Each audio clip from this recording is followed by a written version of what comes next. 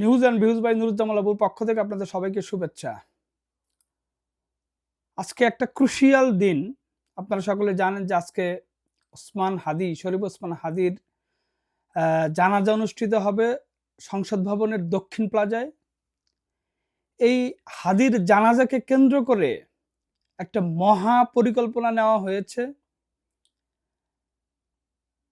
আজকে এই একটি চক্রান্তকারী গোষ্ঠী, দেশবিরোধী গোষ্ঠী, দেশটাকে অস্থিতিশীল করে তোলার জন্য তারা আজকে একটা বিপ্লবী সরকার গঠনের একটা প্ল্যান তারা করেছে। বিপ্লবী সরকার অথবা একটা প্যারালাল সরকার, এটা তাদের প্ল্যান। আজকে ইতিমধ্যে গোয়েন্দা সংস্থা বিষয়টি জানতে পেরে সরকারকে প্রতিবেদনও দিয়েছে, জানিয়েছে। ফলত আপনারা জানেন যে সরকার আজকের এই জানাজায় কেউ যাতে ব্যাগ বা ভারী অস্ত্র বহন না করে সেই জন্য একটা নোটিশ জারি করেছে।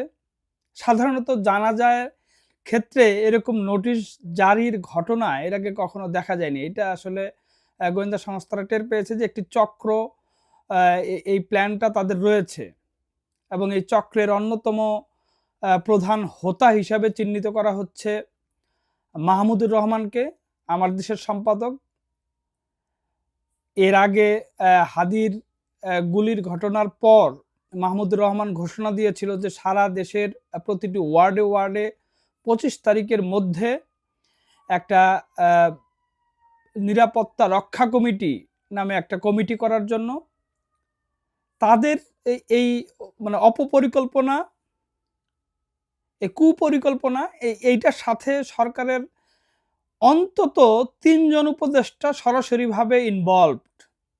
এই 3 জন উপদেষ্টার একজন আপনারা জানেন যে ইতিমধ্যে তাসনিম খলিল একটা ভাষ্য দিয়েছিল যে সরাসরি তার সাথে বলেছে যে সেই উপদেষ্টা তারা নির্বাচন চান না, বরং একটা ইসলামী বিপ্লবের মাধ্যমে তারা সরকারটা দীর্ঘায়িত করতে চান।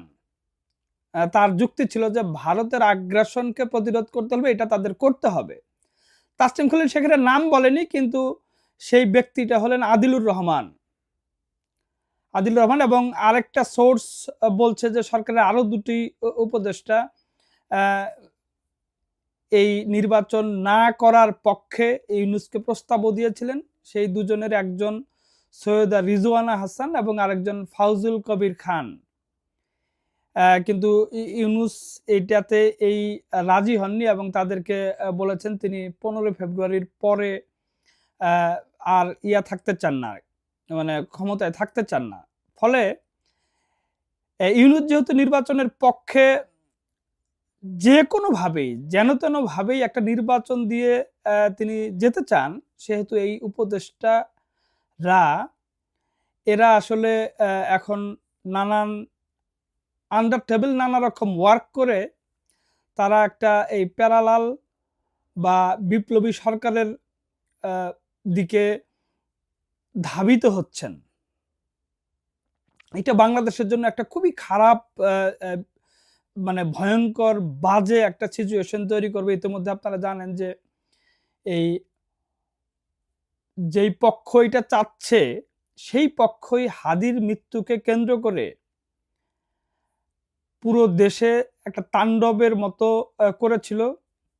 প্রথম আলো, ডেইলি স্টার সহ ইন্দিরা গান্ধী কালচারাল সেন্টার, ভারতের উপ হাই কমিশনার কার্যালয়, মানে বিভাগীয় শহরগুলোতে, সেগুলোতে আক্রমণ করা, আরো অনেক জায়গায় আক্রমণের খবর আছে। এটা নিয়ে অবশ্য বিএনপির মধ্যেও একটা ব্যাপক একটা টেনশন যে তারেক রহমান 25 তারিখে আসবে। তার আগমনটা ঠেকানোর জন্য নানা রকম চেষ্টা হচ্ছে, কারণ তারেক যদি বাংলাদেশে আসে তাহলে তার যে জনপ্রিয়তা এবং জনস্রোতে এই যে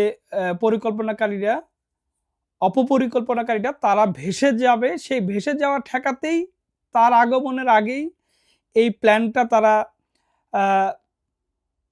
নেওয়ার চেষ্টা করছে। এর সাথে আইন শৃঙ্খলা বাহিনী, সেনাবাহিনী, গোয়েন্দা সংস্থার কিছু কিছু লোক, অল্প অল্প লোক এটাকে সায় দিচ্ছে। ইভেন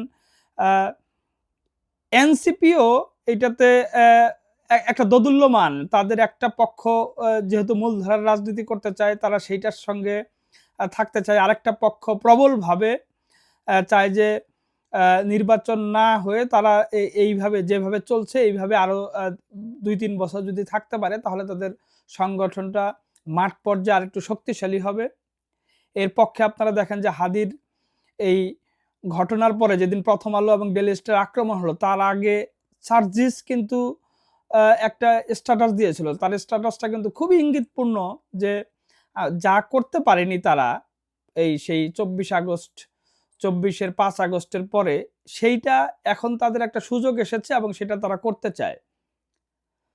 ফলে দেশ নিয়ে একটা বিশৃঙ্খলা, আমি আগেও বলেছি যে একটা গৃহযুদ্ধ অত্যাসন্ন হয়ে পড়েছে। যদি এরকম কোনো কিছু ঘটে তাহলে নিশ্চয়ই সেটাতে বিএনপি সায় দেবে না, কারণ বিএনপি ইলেকশন চায় যে কোনো মূল্যে। ইলেকশন হলে তাদের দেশ পরিচালনার দায়িত্ব তারা পাবে, এটা তারা মনে করছে। কিন্তু এই যে গোষ্ঠীটা, এই গোষ্ঠীটা এর মধ্যে ডানপন্থী, উগ্র ডানপন্থী এবং ডানপন্থী লোকজন এইটাকে সমর্থন করছে। ফলে আজকের দিনটা সত্যিকার অর্থেই ভীষণ রকম ক্রুশিয়াল দিন। আজকে সংসদ ভবনের দক্ষিণ প্লাজায় গোয়েন্দা সোর্সগুলি বলছে যে এইটা হাদির ডেড বডির সামনে রেখে তারা একটা শপথ বাক্য পাঠ করার মতো এরকম একটা আয়োজন তাদের চিন্তা ভাবনায় আছে, এবং সেইখান থেকে ঘোষণা দিয়ে তারা এটা করার প্ল্যান করবেন। এখন কতটুকু সাকসেস হবে এইটা দেখার বিষয়, কিন্তু এই জন্য আসলে সবাইকে, দেশবাসী সবাইকে সতর্ক থাকা দরকার।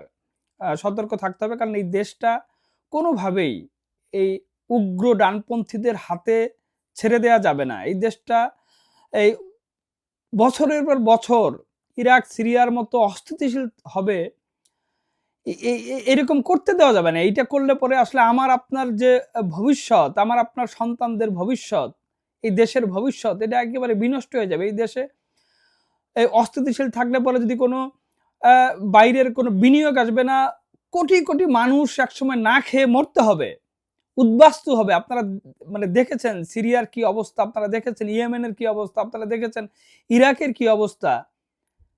সেখানে মানুষ ভাত পায় না, খেতে পারে না, সারাক্ষণ যুদ্ধ, সারাক্ষণ মানে আতঙ্ক। এইসব মানে এই আমাদের সোনার বাংলাদেশ থেকে এইসব আসলে হতে দেওয়া যাবে না। আপনারা মানে একটু সতর্ক থেকে, একটু চিন্তা বিবেচনা এইসব প্রয়োগ করুন, করে এই অপশক্তিকে, যে কোনো ধরনের অপশক্তিকে রুখে দিতে হবে। আমরা চাই যে একটা সুষ্ঠু গণতান্ত্রিক ধারা বজায় থাকুক, একটা নির্বাচন হোক, নির্বাচন হলে জনগণের ভোটে যারা ক্ষমতায় আসবে, যারা দায়িত্ব পাবে, জনগণ যাদের দায়িত্ব দেবে, তারা সুন্দরভাবে দেশটা পরিচালনা করুক। বাংলাদেশের 18 কোটি মানুষই নিরাপদে নিশ্চিন্তে দুবেলা দুমুঠো খাবার খাক, শান্তিতে একটু ঘুমাক। এই যে অস্থিতিশীলতা চারদিকে, এই যে হেজিমনির কথা বলে, এই যে ভারতীয় আগ্রাসনের কথা বলে, এই যে এক এক সময় এক এক কথা বলে এই যে অস্থিতিশীল করে তোলা, এইটা আসলে কোনোভাবেই কাম্য না। এই যে অপপরিকল্পনাকারী, এই যে কুপরিকল্পনাকারী, এদের সংখ্যা কিন্তু খুব বেশি যে তা কিন্তু নয়। বাংলাদেশের সাধারণ মানুষ কিন্তু এদের রূপটা চিনে গেছে, এরা কিন্তু বোঝে। কিন্তু সাধারণ মানুষ আসলে একটু চূড়ান্ত দেয়ালে না ঠেকা পর্যন্ত তারা আসলে ঘুরে দাঁড়ায় না সাধারণত। কিন্তু ততদিনই অনেক দেরি হয়ে যাবে। যদি এদেরকে আপনারা সুযোগ দেন, এরকম কোনো কিছু একটা করার সুযোগ দেন, তাহলে অনেক দেরি হয়ে যাবে, এবং এটার জন্য অন্তত 50 বছর আমাদেরকে পস্তাতে হবে। ফলে এই যে অপচেষ্টা, এই অপচেষ্টাটাকে যে কোনো মূল্যে রুখে দিতে হবে। একই সঙ্গে যারা মব করছে, তাদের প্রত্যেকের পরিচয়, তাদের প্রত্যেকের চেহারা সোশ্যাল মিডিয়াতে ঘুরছে। আপনারা তাদের পরিচয়গুলো শনাক্ত করুন, তাদের পরিচয় শনাক্ত করে তাদেরকে আইন শৃঙ্খলা বাহিনীর হাতে তুলে দিন। কারো অধিকার নেই কেউ নিজের হাতে আইন তুলে নেবে। একটি পক্ষ বলার চেষ্টা করছে যে এই বিপ্লব পরবর্তী সময়, কথিত বিপ্লব পরবর্তী সময় এরকম ঘটনা ঘটবে, তাদেরকেও চিহ্নিত করুন, তাদেরকেও বয়কট করুন। এই মব যদি চলতে থাকে, এইভাবে আইন যদি নিজের হাতে তুলে নেওয়া চলতে থাকে, এই মব যদি চলতে থাকে, তাহলে এর মুখোমুখি কিন্তু আপনিও হতে পারেন। এই মবকারী যারা, তাদেরকে চিহ্নিত করেন, তাদের ছবি সোশ্যাল মিডিয়াতে ঘুরছে, তাদেরকে চিহ্নিত করে আইন শৃঙ্খলা বাহিনীর হাতে সোপর্দ করুন। মব যেই মব করতে আসবে তাকে প্রতিহত করুন। এইভাবে এই মবকারীদের হাতে দেশটাকে ছেড়ে দিয়েন না প্লিজ। এই দেশটাকে একটা স্থিতিশীল কান্ট্রি হিসাবে ধরে রাখার জন্য আপনি আপনার জায়গা থেকে সর্বোচ্চ চেষ্টা করুন। আমরা সবাই সবার জায়গা থেকে যদি সর্বোচ্চ চেষ্টা করি, একটা আইনের শাসন, ন্যায় বিচার প্রতিষ্ঠা করতে পারি, তাহলেই একমাত্র এই দেশটাকে সামনের দিকে এগিয়ে নিয়ে যাওয়া যাবে।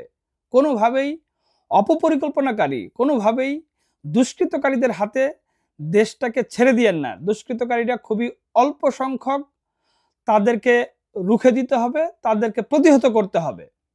সবাইকে ধন্যবাদ।